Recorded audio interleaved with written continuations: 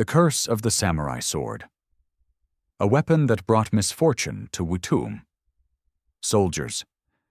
There's a story, whispered in the shadows of history, that few dare to tell. It's the kind of story that makes the blood run cold and the skin crawl. Some call it a myth, others a warning.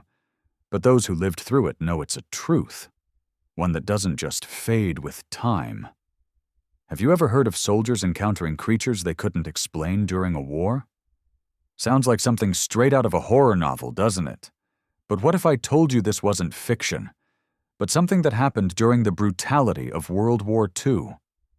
On a cold, moonless night, far from home and deep within enemy territory, a squad of soldiers was caught in a battle they could never have prepared for. The air was thick with gunpowder, and the ground shook with the thunder of artillery. But amidst the chaos, something wasn't right. Something unnatural lingered in the shadows. It started with a low hum, a sound that no one could explain. Soldiers, on edge from hours of fighting, froze. At first they thought it was just the wind or some malfunctioning equipment, but then, through the smoke and mist of the battlefield, they saw it, a shadow moving against the wind, like a wraith, and not just any shadow, a figure clad in ancient armor, with eyes that burned like coals. The soldiers couldn't believe what they were seeing, but there it was, a phantom from another time. The whispering began almost immediately. What is it? A hallucination? A trick of the mind? But then, the soldiers saw it again, and again. A warrior, one who seemed to have stepped out of a nightmare, a samurai. You might be thinking, this can't be real, it's impossible. But for those who witnessed it, they couldn't shake the feeling that this was something they were meant to see, a curse they were never meant to escape. That night, the soldiers thought they were losing their minds. They fought back the terror, telling themselves they were just too exhausted. But deep down, they knew something more sinister was at play. Something that had been watching them. And here's the strange part. The only survivor of that squad, the man who lived to tell the tale, refused to speak of it for decades. He vanished into obscurity, leaving behind only fragments of a story that no one dared to fully believe. But today, we're going to uncover what really happened. Can you feel the tension in the air yet? Imagine standing there, in the middle of a war, knowing that something from the past was watching you. Something that shouldn't exist, but was very much there. What were those figures? Were they soldiers from a forgotten battle? Or were they something more? Are the souls of warriors lost to time still roaming, trapped by an ancient curse? We're about to find out. Stay with me. Don't blink, because what I'm about to reveal will leave you, questioning everything you know. And trust me, you'll want to stick around until the very end, because there's one piece of evidence that will send chills down your spine. So, what do you think? Did the samurai's curse find its way to these soldiers? Or was it something else? Leave your thoughts in the comments below, because in the next few moments, we'll dive deeper into what could be the strangest phenomenon of World War II. Keep watching. There's so much more to uncover. Trust me, you won't want to miss it. The battlefield was silent once more, but the stillness was deceiving. There was something wrong. Soldiers had seen many horrors during the war, but nothing like this. It wasn't the gunfire, the explosions, or the endless bloodshed that kept them awake at night. It was something else, something that had crept into their very souls. It all started with the lights. They were first noticed by a young soldier named Miller. One night, as he lay staring at the dark sky, trying to forget the screams of his fallen comrades, he saw them, flickering lights, distant yet blinding, cutting through the haze of the battlefield. They didn't belong there. The flickers were too erratic, too strange. At first, Miller thought they were enemy flares, but something felt off. The lights seemed to move in a pattern that no human eye could follow. He wasn't the only one who noticed them. Soon, others saw it too. A few of them tried to dismiss it as nothing more than an optical illusion caused by exhaustion.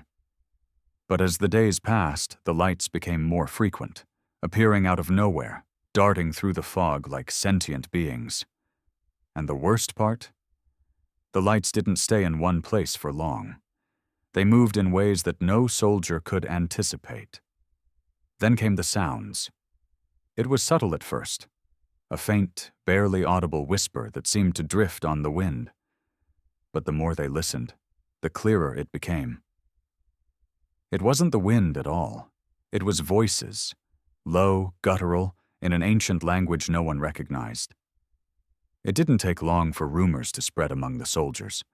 Some believed it was the spirits of fallen comrades. Others feared it was a sign of something far darker. But the most unnerving thing of all came on the second night of the strange lights. As the soldiers gathered near the campfire, trying to make sense of the phenomenon, they saw it. A figure. At first it was just a shadow, long and distorted, moving at the edge of their vision. They didn't dare speak, their eyes wide in disbelief. The figure was tall, its silhouette unmistakable. Clad in the dark armor of a samurai, it stood silently, watching them. Its face was covered by a mask, but its eyes, they burned with an intensity that froze the soldiers in place. No one knew what to do. Fear, confusion, and disbelief clouded their judgment. They all knew what they had seen, but none could explain it. The figure remained motionless, a silent observer, as if waiting for something, or someone. And then, as quickly as it appeared, it vanished into the mist, leaving only the unsettling hum that lingered in the air. The next day the soldiers were shaken. No one spoke of it openly, but each of them knew that something unexplainable had happened. They were no longer fighting just against the enemy. They were fighting against something far older, something they could not understand. Miller, who had seen the lights first, was the most disturbed. He could no longer shake the feeling that the samurai, if that's what it truly was following them. He began to hear the whispering voices even during the day, in the rustling of the trees, in the creaking of the camp's tents. He would turn, expecting to see his comrades, only to find nothing but empty air. And with each passing day, the strange occurrences grew more frequent. Something was coming. But no one could explain what. The soldiers tried to focus on their mission, pushing the fear to the back of their minds, but deep down, they knew that they were being hunted by something ancient, something that should have been forgotten long ago. It was then that the dreams started. Miller was the first to experience them, visions of ancient battles, of warriors clashing under a blood-red sky. The faces of samurai warriors were burned into his memory, their eyes full of rage, their hands clutching their swords with a grip that would never loosen. The strangest part? Every time Miller awoke from the dream, he felt different, like something inside him had shifted. He wasn't the same soldier anymore. And it wasn't just Miller. Other men began to speak of strange dreams, dreams where they found themselves in ancient Japan, caught in a battle that wasn't their own. They would wake up, drenched in sweat, their hearts pounding.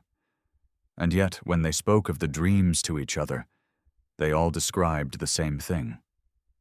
The samurai. They all felt the same terrifying presence. Was this just a series of coincidences? Or were they connected? Something was growing stronger in the dark, and the soldiers could feel it. The fear had become unbearable. What was the source of these strange occurrences? Was it merely a trick of the mind, or was there something more sinister at play? One night, as the tension reached its peak, Miller couldn't take it anymore. He gathered a few brave men and led them to the place where the samurai had appeared. The air was thick with the weight of their fear. They moved silently through the fog, each step heavier than the last. They knew they were walking into the unknown, and they weren't sure they would ever come back. But what they found, or rather what found them, would shake them to their core. You see, in the heart of that mist, in the very spot where the samurai had stood, they discovered something. A blade. Not just any blade, but a katana. Its hilt was worn, the edges of the blade gleaming, with a cold, almost otherworldly sheen. It had been buried in the ground, waiting for someone to find it. This was no ordinary sword. It was the blade of a warrior from a time long gone, one that had been buried with a curse. And as the soldiers stared at the katana, they realized something chilling. This weapon wasn't just an artifact. It was the key to understanding everything that had been happening. But no one could have known just how dangerous that key would be. The night the katana was discovered, no one slept. The moonlight barely broke through the dense fog that hung over the camp, casting long shadows that seemed to twist and writhe as if alive. The soldiers gathered around the blade, their faces pale, their eyes wide with a mix of fear and disbelief. Some had tried to rationalize it. Perhaps it was just a relic from the past, buried long ago. But deep down, they all felt it. The presence that seemed to hang in the air, heavier than any of the burdens they had carried on the battlefield. But there was one soldier who felt the weight of it more than the others. Miller. He was the first to lay eyes on the sword, the one who had witnessed the strange lights, the whispers, the ghostly samurai. And from the moment his fingers brushed the cold steel, he felt it. The same sensation he had experienced in his dreams. The connection. The pull. It was like the blade had called to him. But he couldn't explain why. Miller was different now. Not just because of the experiences he'd endured, but because of the things he had seen. He had become the only man left who could testify to the horrors of that fateful night, the night when everything changed. But even he couldn't find the words to describe what he had gone through. I don't know what it was, Miller's voice cracked as he began his story, decades later. But I know it wasn't just in my head. What we saw, what we felt, it was real. It was as if the blade was alive, calling us, watching us. He sat in a dimly lit room, speaking quietly, his hands trembling as he held a cigarette. His eyes were haunted, as if something far darker than war still lingered in his thoughts. The war had ended years ago, but Miller knew that some battles don't end when the fighting stops. Some curses never truly die. It started with the dreams, he continued. At first I thought it was just the stress. Hell, we were all exhausted, barely clinging to reality. But it wasn't just me. It was everyone. The men who had seen the samurai too, and the katana. It was always there, in the dreams, always watching, always waiting. Miller paused, his eyes distant, as if seeing something far beyond the walls of the room. We were in the midst of a battle, right? But it wasn't our battle. It was ancient. The men I saw, they were samurai, warriors who fought with honor, but were bound to something much darker. They never spoke a word, just stood there like statues, as if waiting for something. He clenched his fists, his knuckles white. And then, I would wake up. But I wasn't in the camp anymore. I was standing in a field, a mist, thick as blood, swirling around me. I saw them, ghostly figures, shadows in the fog. They were alive. I could feel them. They were watching me. And that's when I knew. We weren't alone. We never were. The room was thick with tension, as Miller's words hung in the air. The soldiers who had survived that night were all scattered now. Some back home, others lost to time. But Miller had never fully escaped the curse. You want to know the truth? Miller asked, his voice barely above a whisper. "The curse of the katana doesn't just haunt the living, it possesses them. It takes over your soul, little by little. It twists your thoughts. It's like a fever you can't shake." Miller had tried to escape it. He'd tried to live a normal life, but the visions, the whispers, they always returned. He had tried to forget, but the katana, that sword, never let him go. And now, even after all these years, he knew it wasn't over. Miller wasn't the only one who had been changed by the curse. Others, like Lieutenant Daniels, had seen it too. Daniels had tried to keep the events of that night buried deep in his mind, but the sword's influence was undeniable. Daniels had gone on to serve in other battles, but every time he picked up his weapon, he couldn't shake the feeling that it wasn't his hand that guided the blade. It was something else. Daniels had gone missing after returning from one of the later campaigns. No one ever found him, and some whispered that he had become one of the samurai warriors himself, roaming the world, searching for the next victim to possess. And then there was Sergeant Parker, who was left behind in the camp when the soldiers retreated. He swore he saw something in the distance that night, something moving. It wasn't a soldier, it wasn't an enemy, it was the same figure, the samurai. Parker was never heard from again. Miller was the last one left to tell the story. But even he couldn't explain everything. He couldn't explain the odd markings that began appearing on their gear, the strange, unearthly chill that swept over them on certain nights, or the constant feeling that they were being watched, even when no one was there. And then there was the katana itself. The blade had been taken back to the camp after its discovery. But after a series of strange occurrences, soldiers falling ill, unexplained deaths, and horrific nightmares, it was buried once again, deep within the forest. Yet, even after its burial, it seemed to call out, as if refusing to stay hidden. "I couldn't run from it anymore," Miller confessed, his eyes now fixed on the floor. "The curse doesn't just follow you, it reaches you. It knows where you are. It knows what you're afraid of. And it's always waiting." Miller's story, though chilling, was just the beginning. The katana's influence didn't end there. In fact, it only grew stronger, casting its shadow over everything it touched. The true power of the sword, the curse that haunted the soldiers, was far from over. What had started as a strange encounter in the fog had turned into something far darker, far more insidious. And as Miller spoke, a terrible realization began to set in. The samurai's curse wasn't just a thing of the past. It was still alive, still searching, still hunting. What had once been a legend was now a living nightmare. And it wasn't finished yet. The fog had thickened by the time the soldiers began to question their sanity. It was no longer just the eerie whispers in the air or the flickering lights on the horizon. Something far more unsettling had begun to manifest, something that couldn't be explained by mere exhaustion or fear. It was a presence that followed them, watched them, and made their every movement feel as if they were being hunted. That night, as the soldiers gathered around their campfires, trying to stay warm in the oppressive chill, the ground trembled beneath their feet. It wasn't an earthquake, nor was it the rumble of artillery from a distant battle.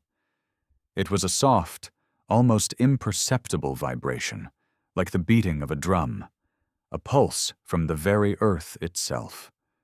Lieutenant Daniels was the first to notice it. His eyes darted toward the dark expanse beyond the firelight. He had always been a man of reason, a soldier who trusted only what he could see and hear. But what he was experiencing now defied everything he understood about the world. "Do you feel that?" he asked, his voice barely above a whisper, as if speaking too loudly would disturb the strange calm that had fallen over them. The soldiers around the fire exchanged uneasy glances. "I thought it was just me," Private Johnson muttered, his hand resting nervously on his rifle. But it wasn't just them. Every man in the camp could feel it. The ground shuddered again, sending a ripple through the soldiers, making their nerves tingle with a quiet dread. Then, as if in response to their fear, the hum began again. Faint at first, then growing louder. It was a sound that was impossible to place, a low, vibrating tone that seemed to echo from the very depths of the earth. It sounded like chanting? The soldiers couldn't be sure, but it was unmistakable, a rhythmic pattern that vibrated in their bones. A few of the men tried to laugh it off, suggesting it was just the wind or some malfunctioning equipment. But deep down they knew it wasn't. And then, as if to prove their fears true, the shadows in the distance began to move. At first they thought it was a trick of the firelight, the flickering flames playing tricks on their eyes. But then the shapes became clearer. Dark, shifting figures that seemed to glide through the mist, figures that didn't belong to this world. "Do you see that?" Sergeant Ross hissed, his voice trembling. One of the soldiers turned to him, his face pale. "What the hell is that?" The figures were moving closer now, emerging from the fog like phantoms from another age. They wore ancient armor, their faces hidden beneath fearsome masks. At first, the soldiers could only watch, paralyzed by the growing terror that gripped them. The figures did not approach with any visible malice, but there was something about them, something that made every hair on their bodies stand on end. The figures were not alive, not in any sense the soldiers could understand. And yet, there they were, stepping forward as though summoned by some unseen force. Then, a voice cut through the silence. Not a shout or a cry, but a whisper. A low, guttural sound, like something ancient and forgotten. The soldiers stiffened, every muscle locked in place, as if the sound was pulling at their very souls. It wasn't a language they could understand, but the tone, the sorrow, the rage, the deep, unshakable pain, was unmistakable. It was a sound born of war, of bloodshed, of something far older than any of them. One of the men, Private Morgan, reached for his weapon, his hands shaking as he gripped the rifle. "We have to fight. We can't let them get closer." But even as he spoke, the soldiers knew there was no fighting what they saw. They weren't just facing an enemy. They were facing something beyond their comprehension, something tied to a history they couldn't possibly understand. The figure closest to them, the one with the most elaborate armor, stopped. It stood tall, unmoving, as if it were waiting for something, waiting for them. And then, just as suddenly as they had appeared, the figures turned and began to retreat back into the mist, disappearing as silently as they had arrived. But the hum remained, vibrating through the ground beneath their feet. It was as if the very air itself was charged with an invisible force, a pulse that seemed to be drawing them in, pulling them toward the fog. "We need to leave, now," Daniels ordered, his voice sharp with urgency. He had seen enough. The rest of the soldiers scrambled to gather their things, the fear now more palpable than any gunfire or enemy that could come. There was something far worse waiting for them in that mist. They didn't make it far before another unexplainable event occurred. As they moved through the dense trees, the sounds of the forest around them suddenly stopped. Not a single bird chirped, not a single leaf rustled. Silence. The kind of silence that presses in on you, filling your ears with a constant, maddening hum. And then, as they pressed forward, the trees themselves began to move, shifting, bending unnaturally as if guided by an unseen hand. They twisted and swayed as though they were alive, and the soldiers couldn't escape the feeling that they were being herded, led deeper into the forest. Suddenly, Sergeant Ross cried out, stumbling backward. His hand had brushed against something cold, something that felt wrong. When he turned to look, His eyes went wide with horror. It was the katana, the same sword they had buried days before. How had it gotten there? The blade lay across a moss-covered stone, gleaming in the faint light of the moon. But this wasn't the same sword they had buried. It was glowing now, its steel bathed in an eerie, pale light. The soldiers circled it cautiously, eyes wide with disbelief. No one dared touch it, but they all knew. The sword was calling them. The curse was far from over. It had followed them here. And in that moment, the soldiers realized the terrifying truth. They weren't just fighting for their lives. They were fighting for their very souls. The moonlight bathed the forest in an eerie glow, casting long, twisted shadows across the ground. The soldiers were no longer running from the fear. They were trapped in it. As the katana lay gleaming on the moss-covered stone, it felt as if the world had stopped spinning, holding its breath as they stood frozen in place. The past, it seemed, had found its way back to claim them. They had thought they buried the sword. They thought they buried the curse. But now, standing before it, they understood how wrong they had been. Private Morgan, his eyes wide with fear, was the first to speak. "This isn't right. We buried it. I saw it. We all saw it. We buried the damned thing. How is it here?" No one had an answer. No one dared to move. The forest felt like a trap closing in around them, the trees bending unnaturally toward them as if they were watching. The only sound was the low hum of the cursed katana, a pulse that throbbed like a heartbeat. But then, something else happened. Miller stepped forward, drawn inexplicably to the sword. His hand reached out, though his mind screamed at him to stop. It was like the katana had a life of its own, calling him, guiding him. He picked it up without thinking, the cold steel sending a shock through his body. The moment his fingers wrapped around the hilt, memories flooded his mind. Visions that were not his own. Images from a time long forgotten. Images of a battlefield he had never seen. The soldiers watched, unsure of what was happening, as Miller's eyes glazed over, his body rigid. It was as if he were reliving a memory that wasn't his. He opened his mouth, but it wasn't his voice that spoke. "It is not enough," the voice whispered, low and ancient. The words were in a language none of them understood, yet somehow they could all feel its meaning. Miller's hand trembled as he clutched the sword tighter. His lips parted, and the voice continued, speaking in cryptic phrases that chilled them to the bone. The words were not of this time.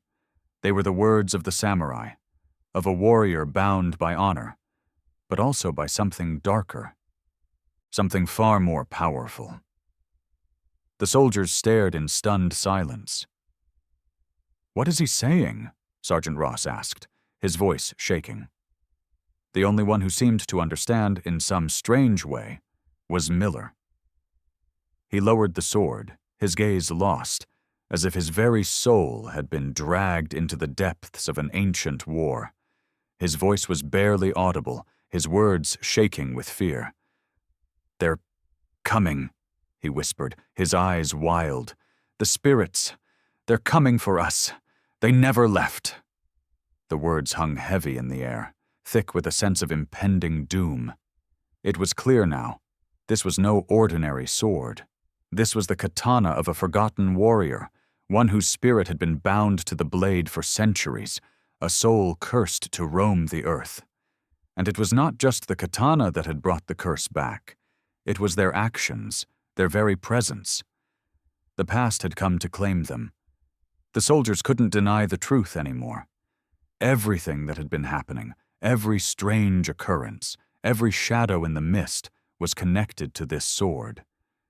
And they were tied to it now, whether they wanted to be or not. But there was more. As Miller's vision began to fade, the fog in his mind clearing, he gasped, his hand still gripping the katana. "I remember," he muttered. "The prophecy. The curse, it was never meant to be broken. It's a warning to those who find the blade. The prophecy was ancient, passed down through generations of warriors. It spoke of a time when the cursed blade would awaken once more, bringing with it the spirits of fallen warriors, warriors who would not rest until the debt was paid. The curse was eternal, bound to the katana, and anyone who came into contact with it would become part of the curse's cycle. There would be no escape. "You're telling me we're part of the curse now?" Lieutenant Daniels' voice cracked with disbelief. "We have no choice but to fight it until we die?" Miller nodded slowly, his face pale, his hand still clutching the blade. "The curse isn't just a story, it's a reality, and now it's too late." It wasn't just the katana that had been cursed, it was the land, the battle, the very souls of those who had fought and died. The soldiers who had encountered the blade had become bound to its dark magic. The spirits of the samurai were no longer just tales. They were real, and they were coming for them. The realization hit them all at once. Their fate was no longer in their hands. They were part of something much larger than themselves, a cycle that could not be broken. And the spirits that had once been trapped in time were now free, unleashed by the soldiers' very presence. But the most terrifying part of Miller's revelation came next. As he spoke the final words of the prophecy, a heavy silence settled over them. The sword is not the end. It is the beginning. The battle is never over until the last soul falls. Suddenly there was a loud crack in the distance, the sound of trees breaking, of the earth shifting. Someone was coming. The soldiers turned, their hearts racing as they realized that the spirits of the samurai were approaching. There would be no escaping them. Not now. The night was no longer their ally. The fog that had once seemed like a harmless veil now felt suffocating, pressing in around them, clouding their senses. The air was thick with dread, as if the very world itself was holding its breath, waiting for something terrible to happen. The sword still lay heavy in Miller's hands, the katana gleaming with an unnatural light, as if it had become part of the night itself. It seemed to pulse in rhythm with his heartbeat. Every soldier in the camp knew they were no longer just fighting the enemy. They were fighting a curse, a force that had been buried for centuries, and now it was awake. Miller's mind raced as the whispers in the fog grew louder. He felt them closing in, the spirits of the samurai warriors, their presence a constant weight on his chest. They had come for him, come for all of them. It wasn't just a matter of survival anymore. It was a matter of endurance. Could they survive long enough to break the curse? Or had they already sealed their fate the moment they uncovered the katana? But the real terror began that night, as the soldiers stood around their campfire, trying to find some comfort in the flickering flames. They were on edge, watching the mist swirl around them, the shadows shifting unnaturally, like something was moving just beyond their vision. And that's when it happened. A scream broke the silence. It was Private Thompson, one of the younger men, his face twisted in pure terror as he stumbled back from the edge of the clearing. "I saw it! I saw him! He's coming!" His voice was frantic, his breath shallow as he pointed toward the mist. The soldiers turned, their hands instinctively gripping their weapons, hearts pounding. Nothing but darkness and swirling fog met their eyes. No one moved. No one breathed. And then, there it was. The silhouette emerged from the mist, just a shadow at first, but slowly taking shape as it stepped forward. It was tall, with the unmistakable figure of a warrior, draped in ancient armor. The samurai. But this time, it wasn't just a vision. It wasn't a hallucination. This was something real. The figure was cloaked in shadows, its face hidden beneath a mask, but the aura it radiated was unmistakable. The soldiers could feel the coldness in the air, the sense of overwhelming dread that rolled off the figure like a tangible force. It was as if the very night itself had given birth to this creature, a being who had no business being in the living world. Private Thompson was the first to react, raising his rifle and firing. The sound of gunfire shattered the air, deafening in its intensity. But the bullet passed straight through the figure. Like it wasn't even there. The samurai warrior didn't flinch. It didn't move. It just stood there, watching them. The soldiers were frozen, their eyes locked on the ghostly figure. The figure tilted its head, slowly, as if studying them. And then, without warning, it took a step forward. Thompson dropped his rifle, his legs giving out beneath him. He stumbled backward, his eyes wide with terror. "It's not real, it's not real," he mumbled, over and over again, his voice trembling. Sergeant Ross moved quickly, grabbing Thompson by the shoulders. "Get a hold of yourself," he snapped, but his voice lacked conviction. He could feel it, too, the suffocating presence of something ancient, something far beyond their understanding. "It's just a trick, just a trick." But the figure was still there, unmoving, its eyes glowing faintly beneath the mask. It was as if it had been waiting for something, for them. And when the figure finally moved, it wasn't a slow, graceful motion. It was sudden, jarring, like the moment before a predator strikes. The air grew colder as the figure raised its hand, slowly, deliberately, pointing at the soldiers.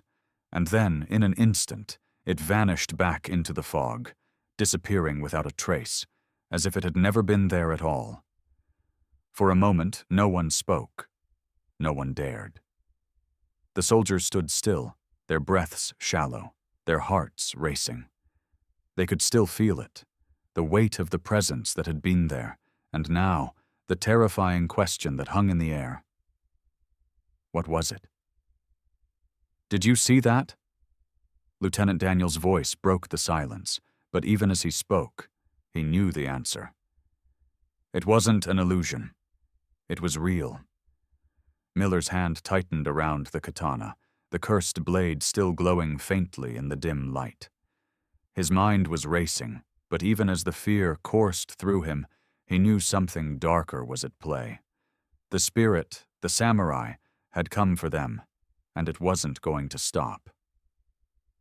"The prophecy," Miller murmured, more to himself than anyone else. "It's starting. The spirits. They won't leave until they claim their price." The soldiers tried to shake off the fear, tried to keep their minds on the task at hand. But with every passing moment it became clearer. The samurai weren't just watching them. They were hunting them. And the curse of the katana wasn't something that could be defeated with bullets or bravery. It was something that had to be endured. As they gathered around the fire, trying to make sense of what had just happened, the temperature dropped further. The fog seemed to thicken, curling around their feet like tendrils, dragging them into the night. And the hum, the low, vibrating sound, returned, louder this time, as if it was calling to them, beckoning them deeper into the darkness. And then, without warning, another figure emerged from the mist. But this time it wasn't a warrior. It was something worse. A voice broke the silence, low and guttural, speaking in that same ancient language. The soldiers couldn't understand the words, but they could feel the meaning. They were not alone, and the spirits would not stop. A terrible realization washed over them.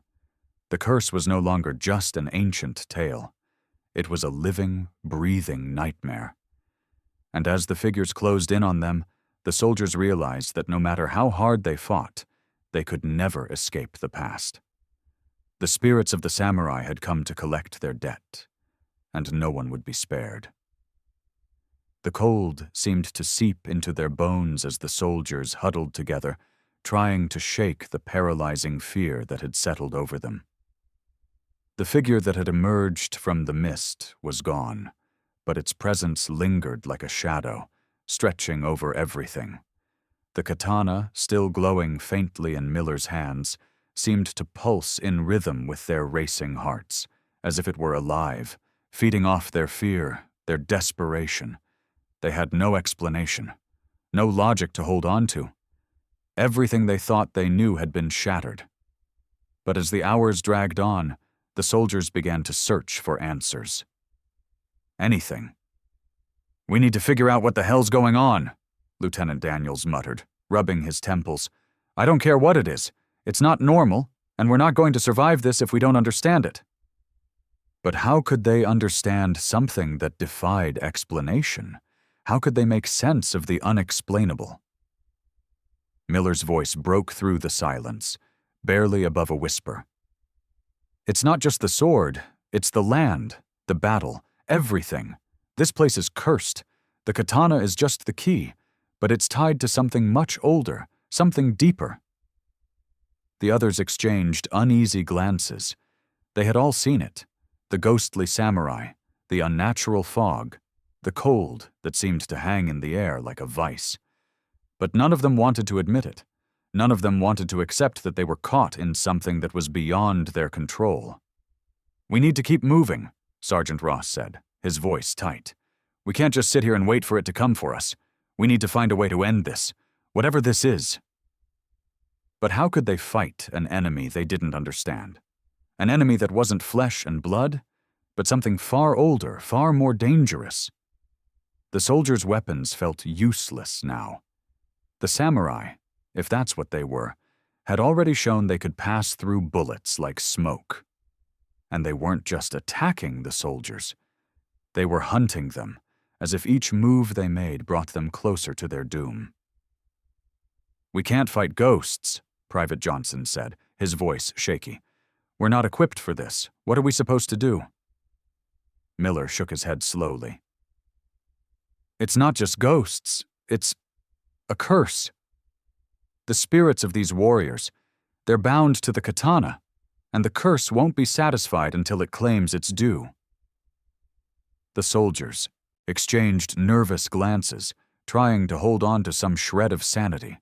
They had fought in wars, survived ambushes, faced death countless times. But this was different. They were out of their depth. They were being hunted by something they couldn't fight, couldn't see. And as the night stretched on, they realized the terrifying truth. The spirits weren't just haunting them. They were controlling the very environment around them. As they moved through the darkened forest, they came across something that stopped them in their tracks. It was a series of markings, carved into the ground, arranged in a circle. Symbols, ancient and unfamiliar. They were like nothing any of them had ever seen before, but their meaning was unmistakable. "What are these?" Sergeant Ross asked, kneeling down to inspect them. He traced one of the symbols with his finger, the cold earth sending a shiver through him. "I don't know," Miller said, his voice tense. "But whatever it is, it's old. It's part of the curse. These symbols, they're a warning." Private Morgan squatted next to the circle, his eyes scanning the symbols. "It looks like something from a ritual," he muttered, his voice laced with fear. "A summoning." "Summoning?" Daniels echoed, his voice sharp. "Summoning what?" Miller swallowed hard. "The spirits, the samurai. They're not just appearing because of the katana. They're being summoned. This place, this land, it's tied to their spirits. And every time we uncover more, every time we disturb the ground, we awaken them more." The soldiers stood back, the weight of the realization heavy on their shoulders. They had been playing with forces they didn't understand, forces that weren't meant to be disturbed. "What do we do now?" Private Johnson asked, his voice filled with uncertainty. "How do we stop this?" Miller shook his head. "I don't know, but I know one thing. It's not just about surviving anymore. It's about ending this. The curse won't stop until it gets what it wants, And if we don't find a way to break it, we're all going to be part of its cycle. But just as they were starting to understand the gravity of their situation, something happened that made their blood run cold. As they stood over the markings, a low hum filled the air. The ground beneath their feet trembled once more, stronger this time. The trees around them began to sway violently, though there was no wind. And in the distance, they heard it, the unmistakable sound of footsteps, heavy and deliberate, moving closer. The figures appeared once again, rising from the mist like shadows from a nightmare. But this time, it wasn't just one figure. It was an entire line of them. Dozens of ghostly samurai warriors emerging from the fog, their armor gleaming with an otherworldly light. One of them stepped forward, his eyes glowing beneath his mask, fixing the soldiers with an intense, unwavering gaze. Thator, samurai raised his sword, pointing it at them. The soldiers backed away slowly, fear rising in their throats. They had nowhere to run. The mist had surrounded them, and the figures were closing in. Miller clutched the katana tighter, the weight of it unbearable. "It's too late," he whispered. "We've awakened them all, and now we have to face the consequences." The soldiers stood frozen in place, the weight of their fate pressing down on them. The spirits of the samurai were here, and there was no escaping them. They had been summoned. And now they were here to collect. The soldiers had no choice but to move forward. They were trapped, physically by the fog, emotionally by the weight of their fear, and spiritually by the curse that seemed to hold them in its grip. The samurai spirits had appeared in full force, and their presence made it clear that there was no turning back. Their every step seemed to carry them deeper into the heart of something ancient and malevolent, something that wouldn't let them go until it had what it wanted. But even with the overwhelming sense of dread closing in, the soldiers couldn't just give up. They had to try. They had to find a way to break the curse, to escape the horrors that were now hunting them. They couldn't afford to wait for death to come for them. "We need to find something," Lieutenant Daniels said, his voice shaking but determined. "Anything. A clue, a way to stop this madness. We can't just keep running." Miller looked at the group, his face drawn, eyes hollow from lack of sleep. The katana still pulsed in his grip, its faint glow reflecting in his eyes. He knew the truth now. The spirits weren't going to stop. Not until they had paid the debt. And whatever that debt was, they had to find out if it was even possible to pay it. "The only way we can get answers is to go deeper," Miller said, his voice low, almost a whisper. "We've already uncovered the katana. Now we need to uncover the full story behind it, the history of the battle, the warriors who fought it, and the curse that binds them." Daniels nodded. "We need to find something, anything, that can explain what we're dealing with. A book, an artifact, a journal, anything that ties the sword to this place." The soldiers moved cautiously, stepping through the fog, eyes scanning the shadows. They had to find a way to understand what was happening before it was too late. Every step they took felt like a step toward a fate they couldn't escape. They followed the markings from earlier, hoping they would lead them to something important. The strange symbols had been carved into the earth, and as they continued their search, they found more, etched into trees, on the side of rocks, and even on the stone walls of a crumbling ruin they discovered deep in the forest. The ruin was ancient, its stone walls weathered by time, its floors cracked and uneven. It looked like a forgotten temple, place where rituals had been performed long ago. As they entered the ruins, the air grew heavier, the very atmosphere seeming to pulse with an unseen energy. In the center of the temple they found an altar, its surface covered with dust and debris. But as they approached, they could see that the dust had been disturbed. Something had been moved recently. Something important. Miller's heart pounded in his chest as he stepped closer to the altar. It was there, etched into the stone, that he found it, a symbol similar to the ones they had seen before. But this one was different. This one was complete. It was a circle, with lines stretching out like the rays of the sun.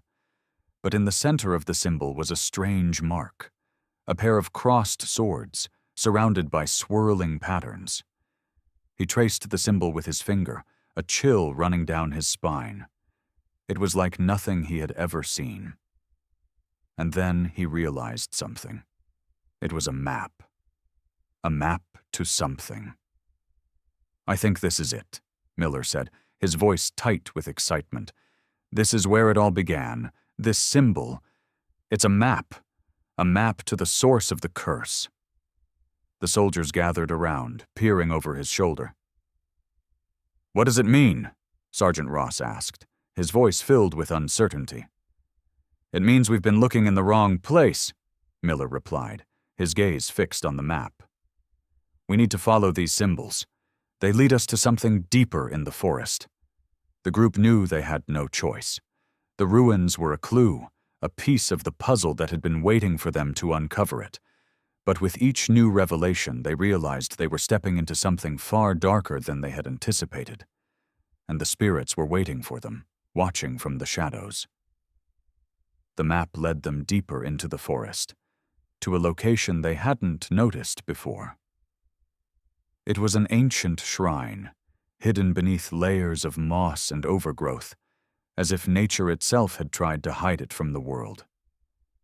The shrine was small, barely visible against the trees, but it had an undeniable presence. The air around it felt thick, heavy, as if the very land was alive with energy. As they approached, the temperature dropped, and the fog seemed to grow thicker, swirling around them like a living entity. The ground beneath their feet felt unstable, as if it were shifting, changing, pulling them closer to the shrine's core. Miller was the first to step forward, his heart racing. He knew they were close now, closer than they had ever been to understanding the curse. But with each step, the weight of the katana in his hands seemed to grow heavier, as if the sword was trying to pull him toward something. And then, just as they reached the shrine, something terrifying happened. A flash of light, bright, blinding, exploded from the center of the shrine. The soldiers shielded their eyes, stumbling back in shock. The light was so intense that it seemed to burn through the fog, searing the air with a raw, unnatural power. And when the light faded, they saw it. Standing before them, surrounded by the light, was a figure, an ancient warrior clad in armor that glimmered with an ethereal glow. His eyes were glowing with an otherworldly intensity, and in his hand he held a sword, one that was unlike any the soldiers had seen before. It was the same katana, the cursed katana. The figure raised the sword, pointing it directly at Miller, and then, in a voice that seemed to echo from the depths of time itself, the warrior spoke. "You have awakened the curse," the warrior said, his voice a deep, resonating growl. "And now you will pay the price." The warrior stood before them, his glowing eyes locked onto Miller with an intensity that seemed to pierce straight through to his very soul. His presence was overwhelming, as though he was not just a figure in front of them, but a force of nature, something ancient, something born of the very earth itself.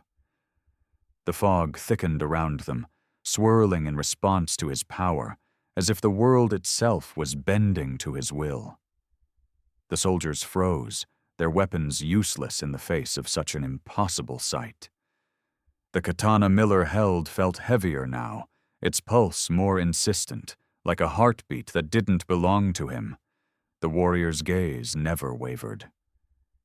"You have awakened the curse," the figure repeated, his voice low, like thunder rolling from a distant storm.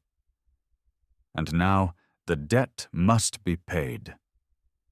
Miller felt his knees tremble as the warrior raised his sword. It wasn't just the weight of the weapon, it was the weight of the promise that sword represented. A promise that these spirits would never leave. They would never stop until the price had been collected. "Price?" Daniels managed to whisper, though his voice faltered, and his hands gripped his rifle with a desperation that didn't quite make sense anymore. "What price?" The figure didn't answer directly.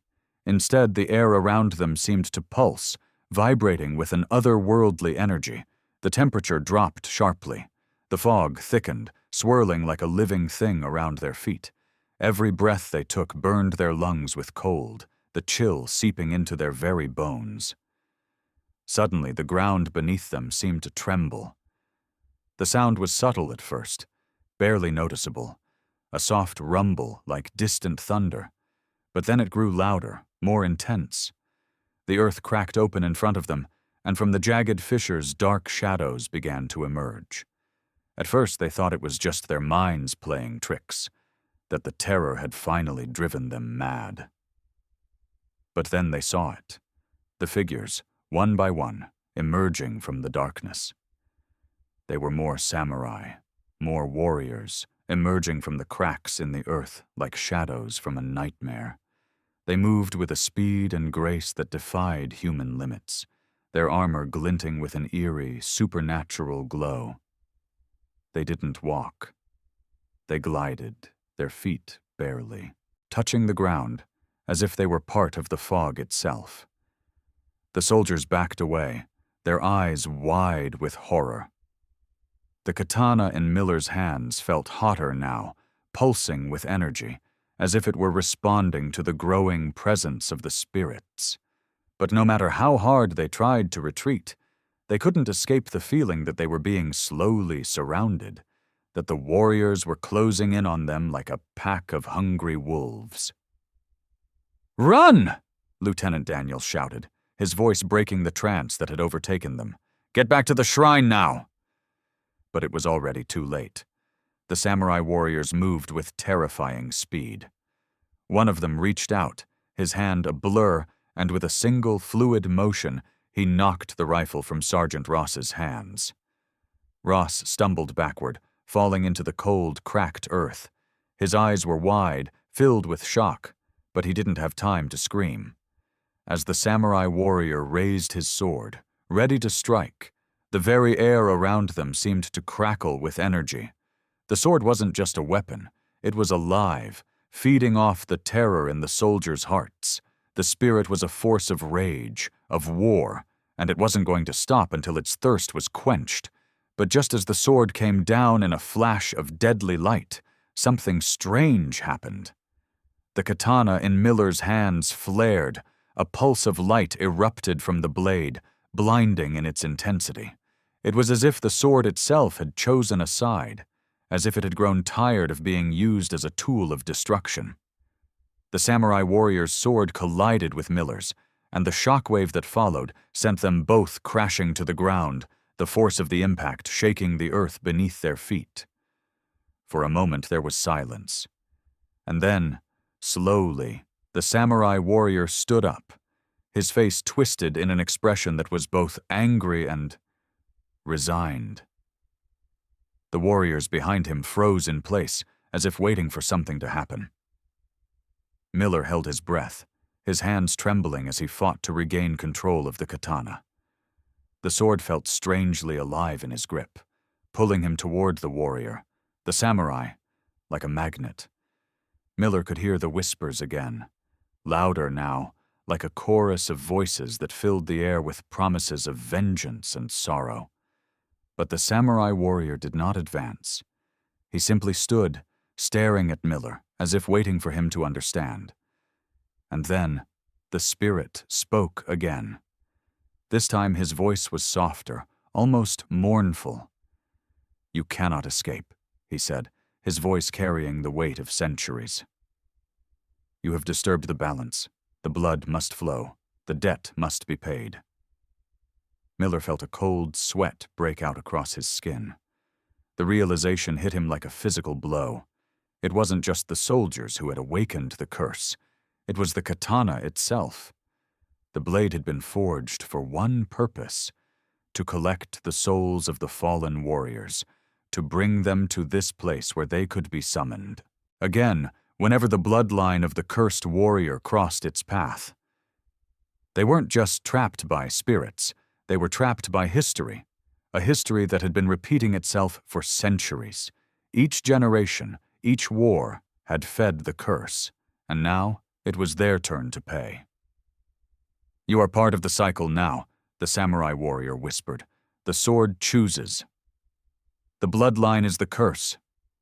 Miller, his grip on the katana tightening, realized what had to happen. It wasn't just about surviving anymore. It wasn't just about escaping. It was about breaking the cycle. But how? And at what cost? The question hung in the air like an executioner's blade, waiting for the answer to reveal itself. The moment stretched into eternity, the silence that followed the samurai warrior's words pressing down on them like a suffocating weight.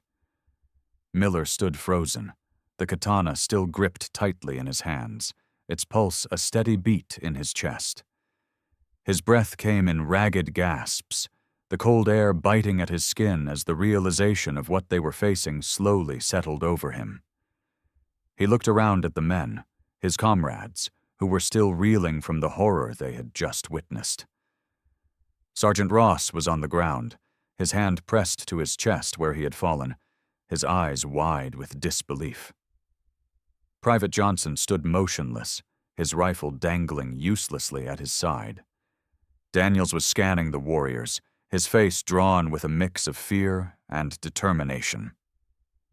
"We can't escape," Miller whispered, his voice hollow. "It's not just about running. The curse, it's in the land, it's in the blade. We can't outrun this." "We can try," Daniels shot back, his voice edged with panic. "We have to try." But Miller knew the truth. No amount of running would save them now. The spirits weren't just hunting them, they were tied to them. They were part of a cycle that had begun long before they ever set foot on this cursed land. And as long as the katana remained in their hands, as long as they were connected to the sword, they would never escape. The samurai warriors stood in a loose formation, their glowing eyes fixed on the soldiers. The air around them shimmered with an eerie energy, and the fog swirled in impossible patterns, moving in ways that defied natural law. The figure in front of them, the one who had first spoken, raised his sword, his eyes boring into Miller's with a gaze that seemed to reach into his very soul. "You will not leave," the warrior said, his voice calm but filled with an ancient sorrow. "The cycle is unbroken. The debt is yours, and only blood can settle it." Miller's heart pounded in his chest as the weight of those words sank in. He had thought that maybe they could fight, maybe they could end this curse. But now he understood. There was no fighting it. The samurai weren't just after them, they were after the sword, after the souls of the warriors who had been lost in battle. And as the spirits advanced, Miller realized something terrifying. It wasn't just the past that had come for them. It was the future, too. Every generation had been part of this cycle. And now it was their turn to pay the price. Miller's grip tightened around the katana, the blade growing warmer in his hands. It wasn't just a weapon. It was a key to something far darker, something beyond human comprehension. And as the samurai moved forward, his thoughts raced. What if there was another way? What if the key wasn't just in fighting? What if there was a way to break the cycle? "We have to stop it," he said, his voice steady but filled with a quiet desperation. "We can't keep fighting. We can't outrun this curse, but maybe we can break it. Maybe we can destroy the sword." The soldiers looked at him, uncertainty clouding their faces. Destroy the sword! Was it even possible? "We can try," Daniel said, his voice shaking but resolute. "We have to. It's our only chance." Miller turned to the warrior who stood before him, his sword raised high. "What if we destroy it?" he asked, his voice low. "What if we end this curse?" The samurai warrior tilted his head, as if considering the question. "You believe the blade can be destroyed?" he asked, his voice like the crackling of old bones. "You believe the cycle can be undone?" Miller nodded, his mind racing. "It has to be possible. If we destroy the sword, the spirits will have no anchor. They'll be free. The curse will end." The samurai didn't move for a long moment. The other warriors stood still, watching, waiting. The weight of their stare was unbearable, but Miller refused to look away. Finally, the samurai spoke again, his voice barely above a whisper. "If the sword is destroyed, the spirits will be freed. But the cycle is not so easily broken. The cost will be high." Miller's heart dropped. "What cost?" he asked, his voice thick with dread. The warrior's gaze softened for a moment, his eyes betraying a flicker of sadness. "The sword is bound to the souls of the fallen. If you destroy it, you may break the curse.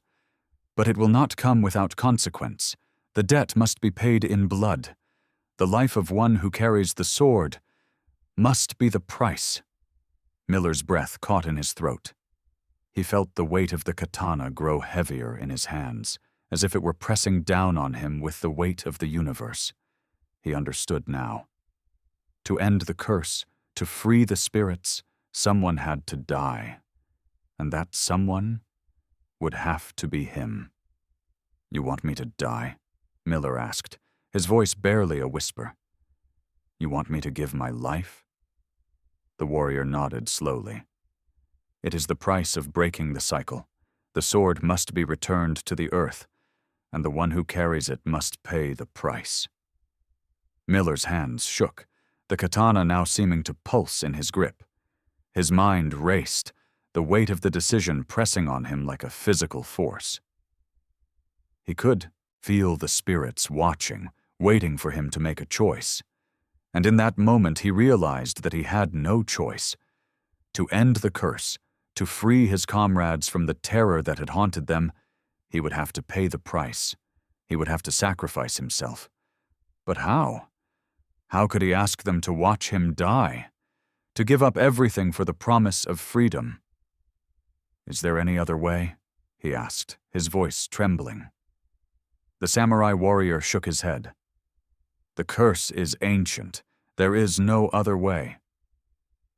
Miller felt his stomach churn as the realization hit him. It wasn't just about survival. It was about redemption. For him, for the spirits, for the men who had fallen before him. The cycle had to be broken. And if that meant his life, then it had to be done. The air hung heavy with dread, as if the entire world was holding its breath, waiting for something to unfold. The warriors, still unmoving, stood like statues, their eyes glowing faintly in the darkness. The fog thickened around them, curling like tendrils, swallowing everything in its path. Miller stood in the midst of it all, the katana still pulsing in his hands, its weight unbearable. The realization of what had to happen, what was already happening, settled like a stone in his gut. The samurai warrior, the one who had spoken to him, still hovered nearby. His presence was overwhelming, a constant reminder that time was running out. Every second that passed felt like a step closer to an ending that could not be avoided. Miller knew what he had to do, but even as the words were spoken, he found it hard to accept the price. He turned to his comrades, his friends, whose faces were etched with fear and uncertainty. They had been through so much together.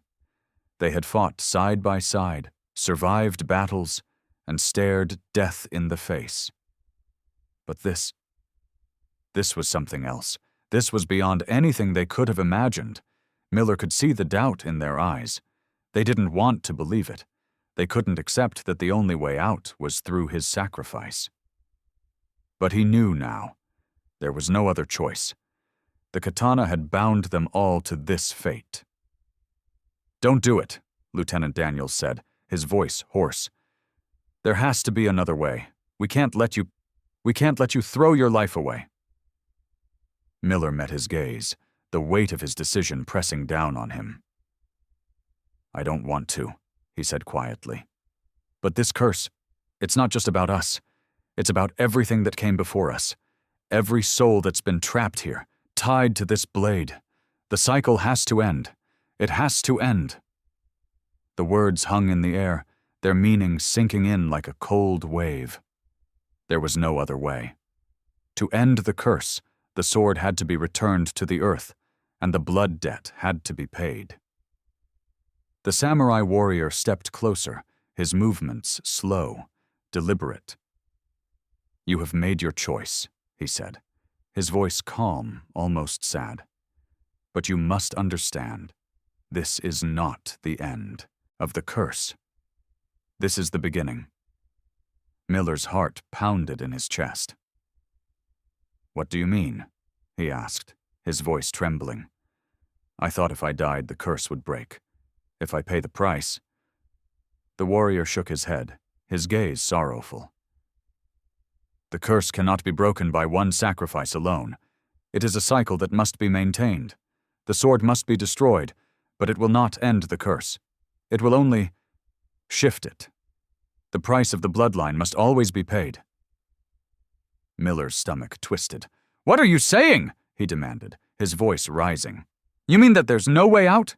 That we're all doomed to this hell forever?" The samurai's eyes darkened. "The curse was never meant to end," he said quietly. "It was forged in battle, in blood. It cannot be destroyed by a single death. The balance must always be maintained. You will pay the price, but there will be no escape from the cycle." Miller stood frozen, the weight of the warrior's words sinking in. He felt the katana grow heavier in his hands, as if the sword was rejecting the very idea of being destroyed. This wasn't just about him. It was about something far older, a curse that had been passed down through generations, feeding on death, on blood, on war. But then something shifted. The ground beneath their feet trembled, and the warriors surrounding them seemed to waver, their figures flickering in and out of existence like a mirage. The fog began to swirl violently, and the air grew thick with the hum of unseen forces. The temperature dropped even further, each breath coming out in visible clouds. Miller realized, with a chill creeping down his spine, that the samurai were no longer watching them. They were waiting for something, waiting for the moment when the balance of the curse would finally tip. And in that moment, Miller understood. He wasn't just going to sacrifice his life. He had to do something far more difficult. He had to end the cycle itself. The katana pulsed again, more violently now, its light flickering like the last spark of a dying flame. Miller knew that the sword was the key, the only key to breaking the cycle. But how could he destroy something that had existed for centuries, something that was tied to the very essence of the curse? The samurai warriors raised their swords, moving in unison, a single, terrifying presence that surrounded them all. They were closing in, their movements slow and deliberate, as if they were waiting for the moment when Miller would make his final move. And then it came. Miller turned the katana toward himself, its blade gleaming in the dim light. He raised it high, his hands shaking as the spirits closed in on him. "This is it," he whispered to himself, closing his eyes for a brief moment, the weight of his decision finally settling on his shoulders. And with one final, forceful movement, he brought the katana down. The world seemed to shudder, as if reality itself were splitting apart. A blinding flash of light filled the air, and for a moment everything stopped. The spirits froze in place, their forms flickering, their eyes wide with shock. And then, just as quickly, the light faded, leaving nothing but silence. When the light cleared, the samurai warriors were gone. The fog had lifted. The forest around them seemed to exhale, as if a weight had been lifted. The ground beneath their feet felt solid again. The air was still and quiet. The tension, the suffocating fear, was gone. But Miller's body, his soul, remained. And in that moment, the soldiers understood the price had been paid. The curse had been lifted. But at what cost? The silence that followed Miller's final act was deafening. The fog that had once swallowed everything now seemed to evaporate, retreating like a creature fading back into the shadows. The forest, once a labyrinth of twisted trees and oppressive gloom, seemed to breathe in a way that it hadn't before. The air, though still chilled, felt lighter, as if something heavy had been lifted from its very soul. But that peace, what little of it existed, did not last long. The soldiers, still reeling from the horror of the past days, stood frozen, their eyes fixed on the spot where Miller had fallen.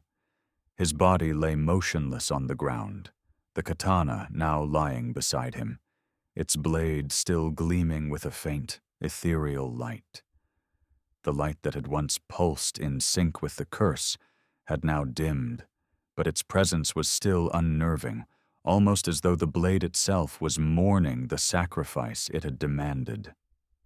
For a long moment, no one spoke. There were no words to offer, no relief to be found. "We did it," Daniels whispered, his voice trembling. We broke the curse." But his words didn't bring comfort. Instead, they carried an undercurrent of doubt, a question that none of them had the courage to voice. The air was still thick with the unspoken question. Had they really broken the curse? Suddenly, the ground beneath them trembled again, subtle at first, like the faintest vibration, but growing steadily stronger. The soldiers tensed, their eyes scanning the forest, expecting to see the samurai warriors emerge once more from the fog. But nothing happened. Nothing visible.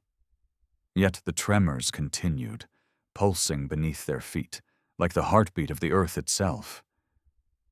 "Didn't we finish this?" Private Johnson asked, his voice barely audible. "We saw it. He saw it. The warriors, they vanished." Daniels shook his head slowly, his face pale.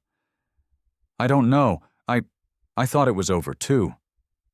Another tremor, sharper this time, caused the soldiers to stagger slightly. The trees creaked ominously, and the air became heavy with a new, unfamiliar energy. The eerie stillness was slowly being replaced by an oppressive tension. It was as if the very forest had become aware of their presence again, and it was watching them with unseen eyes. And then, just as suddenly as it had started, a flash of light burst through the trees, bright and blinding. It was like a lightning strike that cut through the darkness, but there was no thunder. The air hummed with the same otherworldly energy that had surrounded them since they first uncovered the katana. "That wasn't normal," Sergeant Ross said, his voice barely more than a whisper. He stepped back, instinctively raising his rifle, though they all knew it would do little against what they had just faced. The light flickered and then dissipated, leaving them in the eerie stillness once more. "What the hell was that?" Private Morgan muttered, shaking his head as if trying to clear it. "Something's wrong," Daniel said, his voice filled with dread. "We've been through too much. We saw the warriors disappear, but there's no way it's over. This isn't over." A low, rumbling noise filled the air, a deep, throaty growl that seemed to emanate from the earth itself. It was a sound unlike anything the soldiers had ever heard, a sound full of ancient fury, as though the very land beneath them had been disturbed beyond repair. And then, it happened. Figures from the mist, emerged once more, but these weren't the same samurai warriors they had fought before. These figures were darker, more insidious, their faces hidden behind the same terrifying masks, but their movements were erratic, as if they were no longer bound by the same rules as before. They didn't glide. They stumbled forward, disjointed, like something had gone wrong, something had broken. The soldiers froze in place, their weapons drawn, but their hands trembling with the realization that their previous victory had been a lie. "What is this?" Johnson shouted, backing up. "Why are they back?" Miller's body remained where it had fallen, his sacrifice still fresh in the air, but the soldiers knew now that there was something more to the curse than they had understood. The spirits weren't gone. They had changed. And it wasn't just the warriors who had returned. There were other shapes, flickering in and out of view, spectral creatures that seemed to materialize from the very mist itself. Creatures with glowing eyes, their forms partially hidden in the fog, just beyond the soldiers' reach. They didn't speak. They didn't move in a way that made sense. They were something else. The air became thick with the stench of decay. The once light fog was now swirling in heavy, unnatural patterns. The warriors were no longer in control. The land itself was becoming corrupted, torn apart by an ancient force that had been unleashed.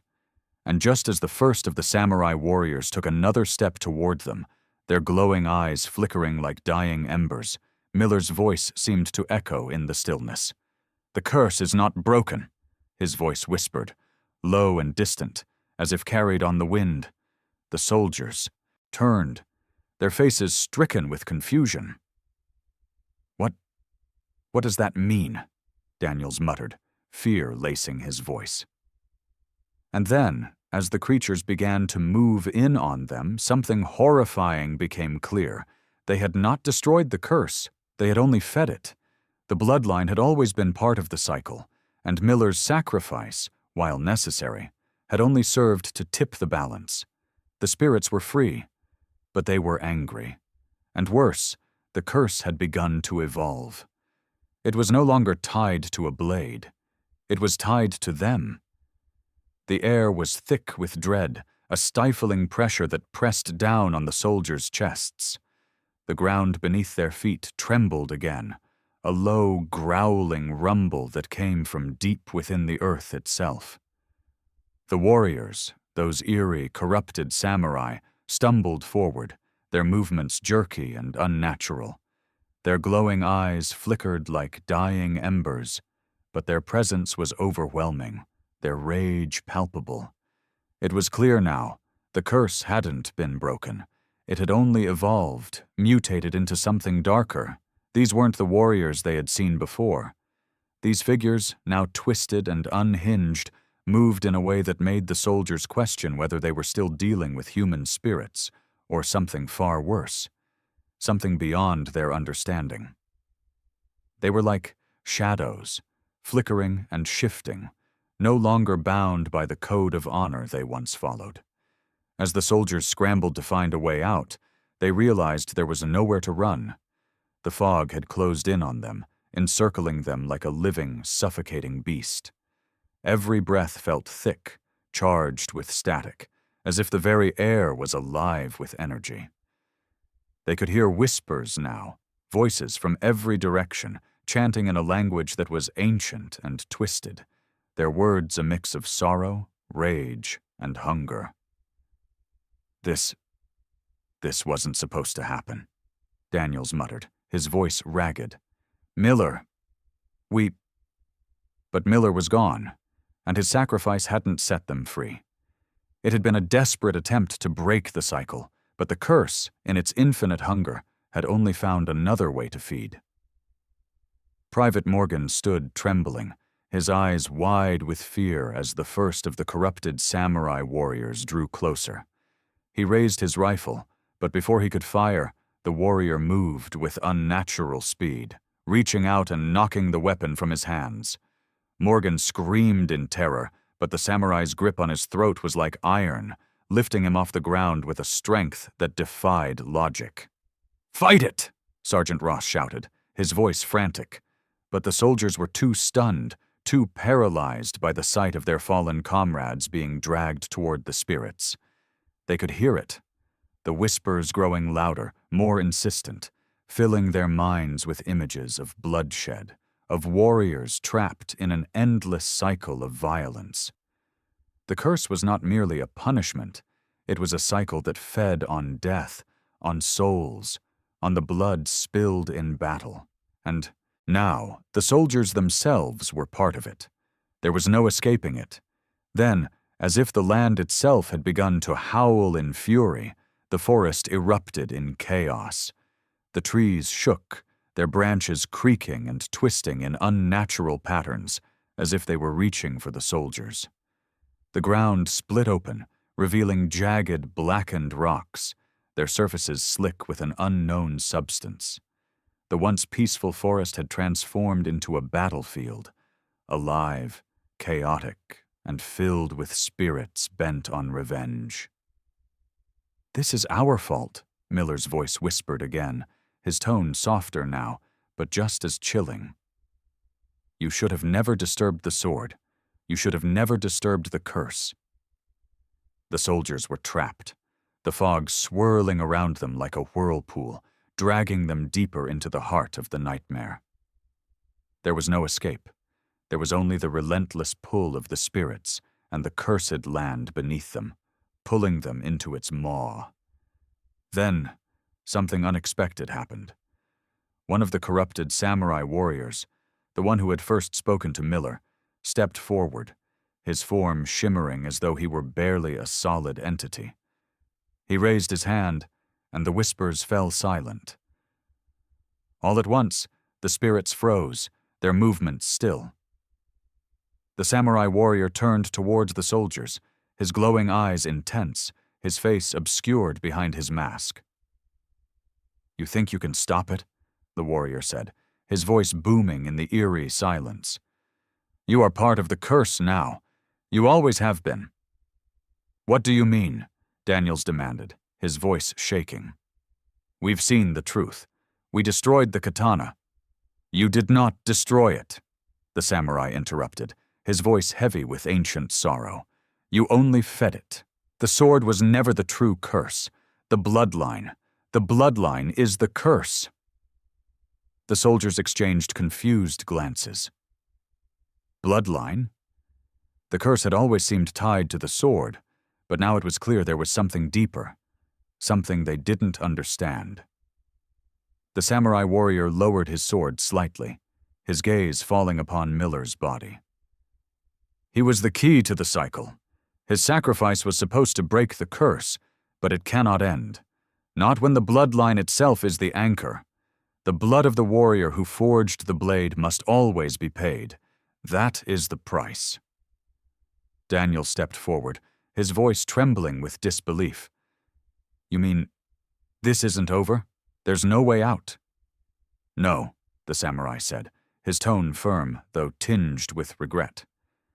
"The price must always be paid. The sword can be destroyed, but the bloodline, it cannot be erased. The curse will always return. It will always find you." A wave of dread washed over the soldiers as the full weight of the truth settled upon them. Miller's sacrifice had been noble, yes, but it hadn't broken the curse. It had only shifted it, like a tide that could never be stopped. The land, the spirits, the katana, they were all part of the same cycle, a cycle that no one could escape. One by one, the soldiers turned to face the spirits, their weapons shaking in their hands. They knew what had to be done now. There was no escape from the curse. There was no way to break the cycle. But there was one thing left to try. "We fight," Daniel said, his voice hardening with resolve. "We fight to the end. We can't undo what we've done, but we can give this nightmare a final fight." With that, the soldiers braced themselves for the inevitable, the weight of their fate bearing down on them. The spirits had been freed, but they weren't the only ones fighting anymore.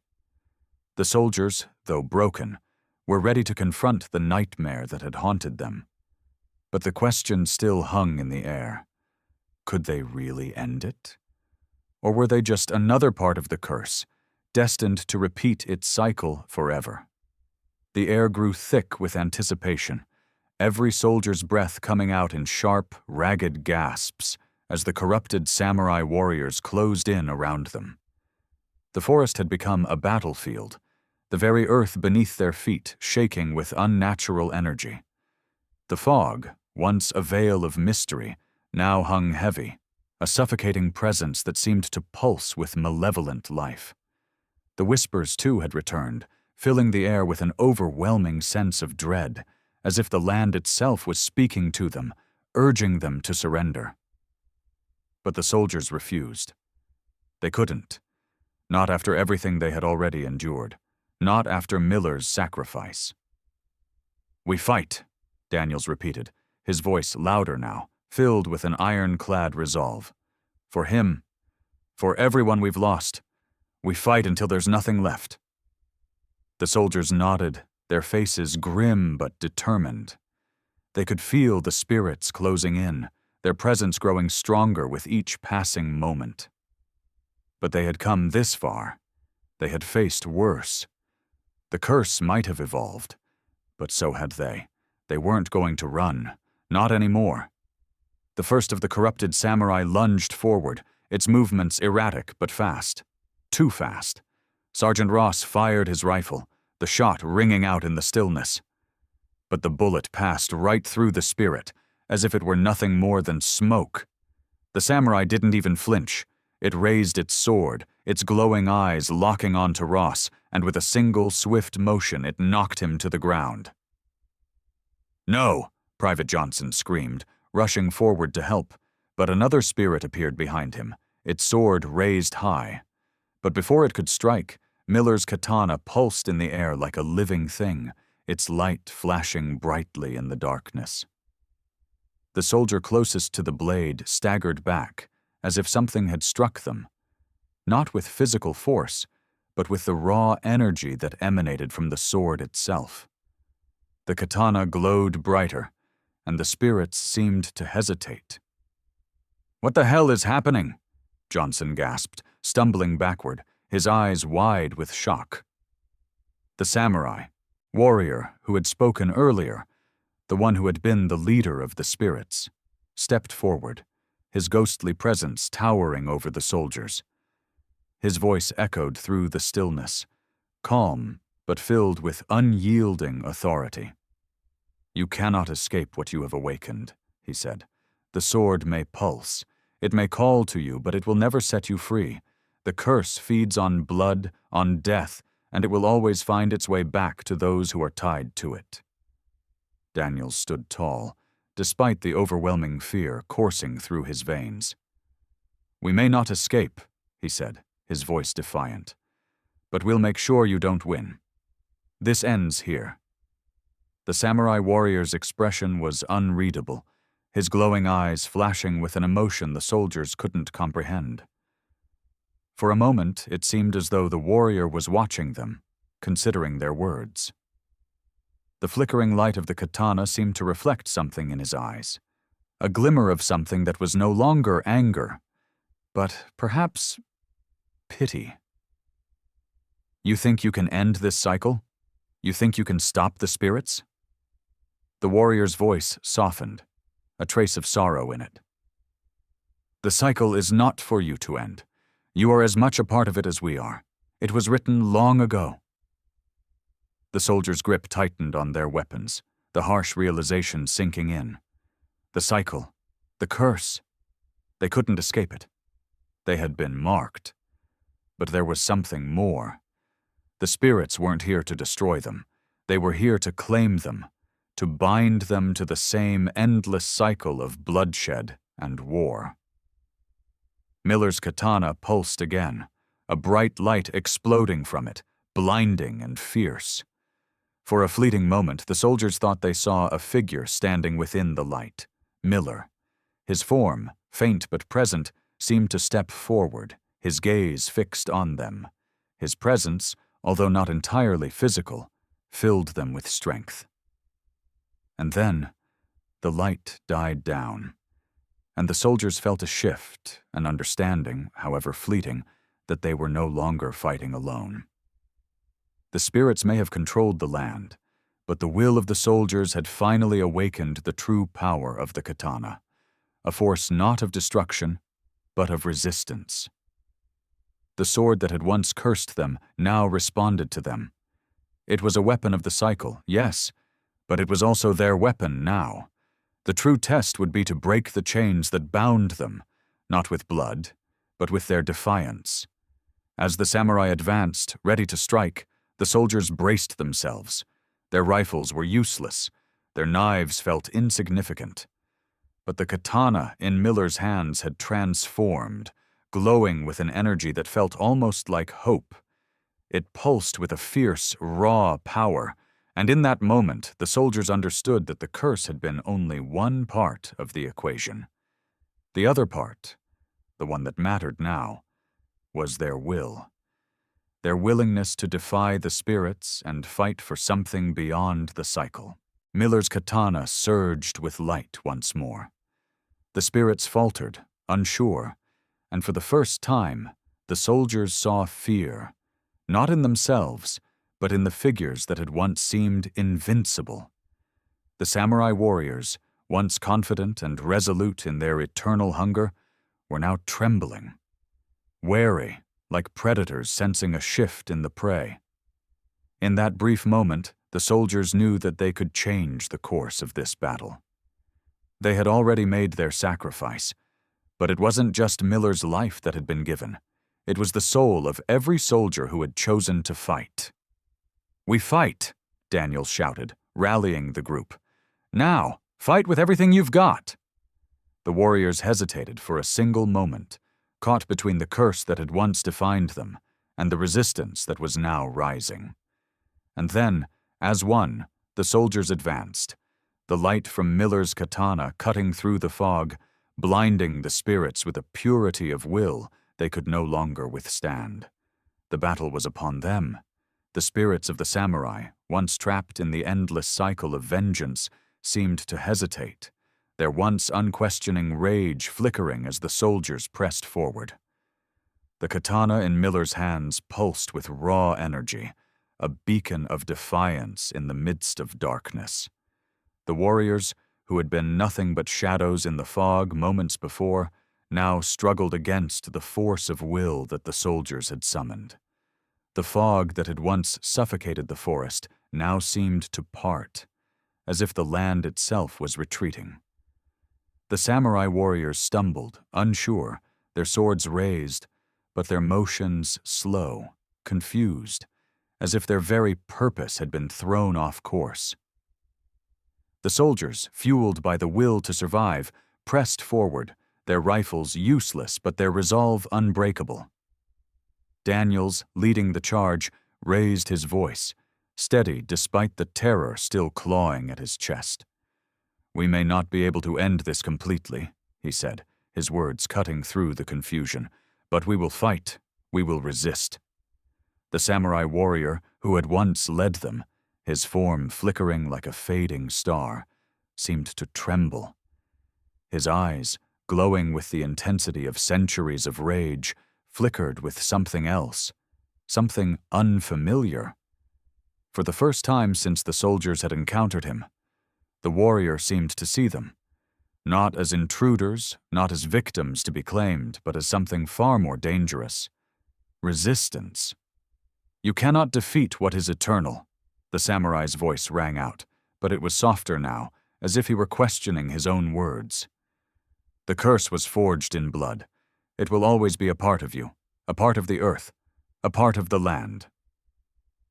But even as he spoke, the katana in Miller's hands flared with bright, blinding light, forcing the warrior back.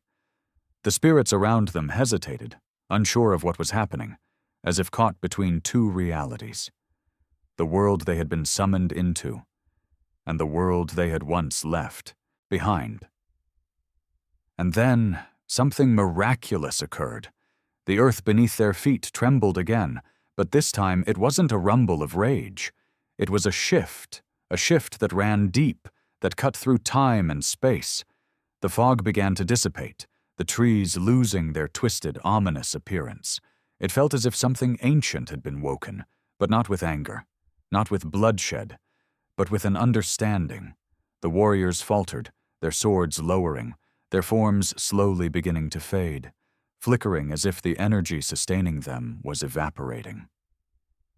The soldiers watched in awe, their breath caught in their throats, as the spirits of the samurai began to dissipate, not in violence, but in a peaceful release. The glow in their eyes softened, and with a final, lingering look at the soldiers, the figures melted back into the mist, their forms dissolving as if they had never been there. The land, which had once been alive with tension, was now silent. The oppressive weight that had clung to the air lifted, leaving only a calm, unnerving quiet. The soldiers stood in the middle of the now empty forest, their hearts still racing, their hands trembling with the aftershock of what had just transpired. But even as the spirits disappeared, there was something more that lingered. A presence, a feeling that the curse had not truly vanished but had shifted, and that perhaps it wasn't over. Daniels, breathing heavily, looked at his comrades. Did we do it? His voice was unsure, filled with an exhausted hope. Miller's katana lay on the ground where he had dropped it, the blade now dim, no longer glowing with the same fierce light. The soldiers gathered around the sword, but the question hung in the air. Was the curse truly broken? Or had they only postponed the inevitable? No, said a voice from behind them.